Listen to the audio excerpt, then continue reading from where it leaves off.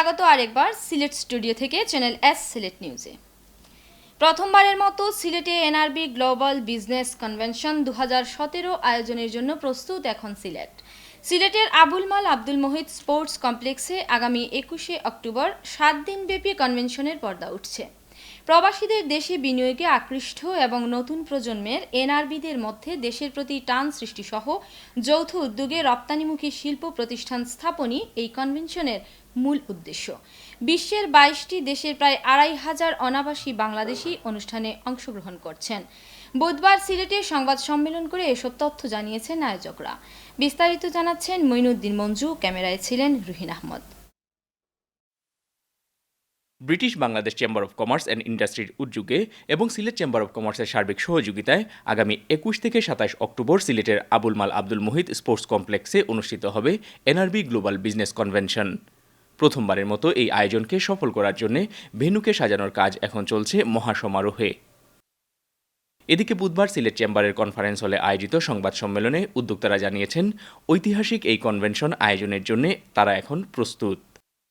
আমাদের এখন পর্যন্ত আমরা 19টা দেশের সাথে আজকে আমরা 22টা দেশের কনফার্মেশন পেয়েছি আসতেছেন, এবং এখানে 2500 অ্যারেঞ্জমেন্ট হবে। The perception changing the world, the NRV is the greater global citizen than anybody else. এটা হচ্ছে আমাদের প্রধান। সেকেন্ড হচ্ছে আমাদের আগামী দিনের যে প্রজন্ম, তারা আমাদের এই অবস্থান থেকে যেন আমাদের মতো যে ঠান দেশের জন্য এটা করার জন্য আমরা একটা কাজ চালিয়ে যাচ্ছি। সংবাদ সম্মেলনে উপস্থিত হয়েছিলেন ব্রিটিশ বাংলাদেশ চেম্বার ও সিলেট চেম্বারের শীর্ষজনেরা। এই কনভেনশন থেকে বাংলাদেশে একটি এনআরবি ডে ঘোষণার জন্য সরকারের প্রতি দাবি জানাবেন তারা। আমাদের একটা এনআরবি দিবস আদায় করা, এবং এই দিবসে আমরা এখানে আসব, আমাদের প্রজন্মরা আসবে, এবং আমরা আমাদের স্বার্থ সংরক্ষণের জন্য এবং বাংলাদেশকে আমরা কিভাবে অর্থনৈতিকভাবে সাহায্য করতে পারি, বাংলাদেশকে কিভাবে আমরা ইনভেস্টের মাধ্যমে সাহায্য করতে পারি, এইটা নিয়েও আমরা একসাথে আলোচনা করব। আমাদের নতুন প্রজন্মরা যারা আছে তারা যদি এই ধরনের একটা সুযোগ পায়, একটা এনআরবি ডিও পায়, তারা এই দিনে আসে বাংলাদেশের পরিস্থিতি দেখতে পারবে, তারা বাংলাদেশের সম্ভাবনা ইনভেস্টমেন্টের সম্ভাবনা দেখতে পারে।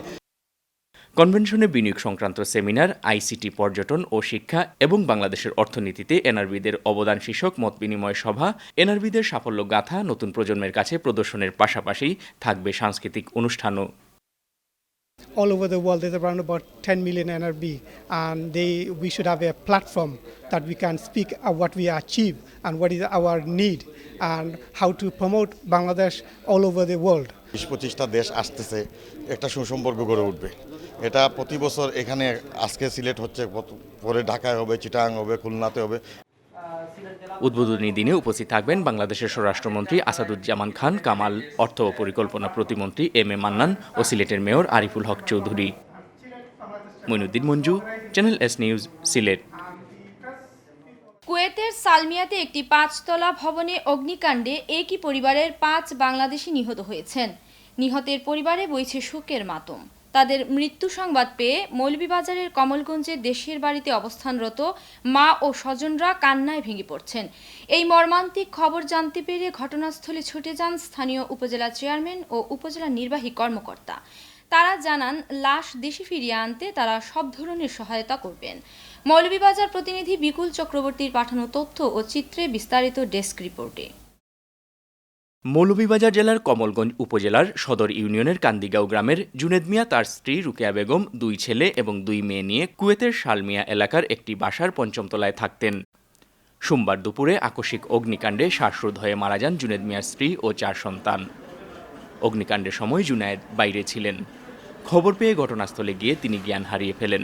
বর্তমানে চিকিৎসা নেয়ার পর তিনি কিছুটা সুস্থ আছেন। এদিকে মৃত্যু সংবাদ পেয়ে দেশের বাড়িতে অবস্থানরত জুনায়েদের মা ও স্বজনরা বারবার কান্নায় ভেঙে পড়ছেন। ডিউটিতে আসলা আর 2 ছেলে 2 মেয়ে লইয়া পেশারি বাসাত আসলা, লামার সময় দুর্ঘটনা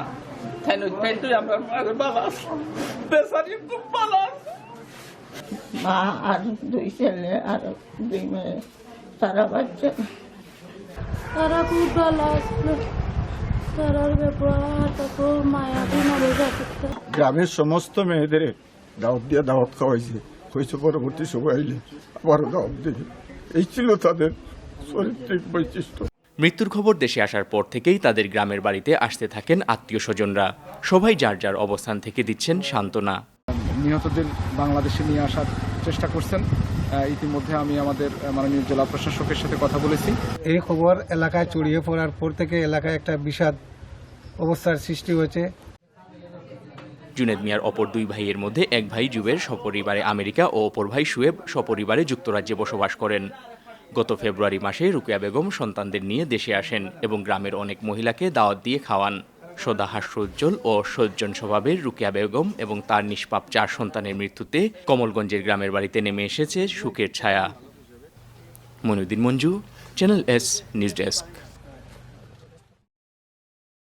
মানুষ মানুষের জন্য এই স্লোগানকে সামনে রেখে লন্ডন ভিত্তিক মানবিক সাহায্যের সংগঠন রিচ ফর হিউম্যানিটি এর উদ্যোগে মৌলভীবাজার জেলার বড়লেখা, জুড়ি, রাজনগর, কুলাউড়া, মৌলভীবাজার সদর ও শ্রীমঙ্গল উপজেলার কয়েক হাজার বন্যার্ত ও দরিদ্র মানুষের মধ্যে প্রায় 10 লক্ষ টাকার ত্রাণ বিতরণ করা হয়।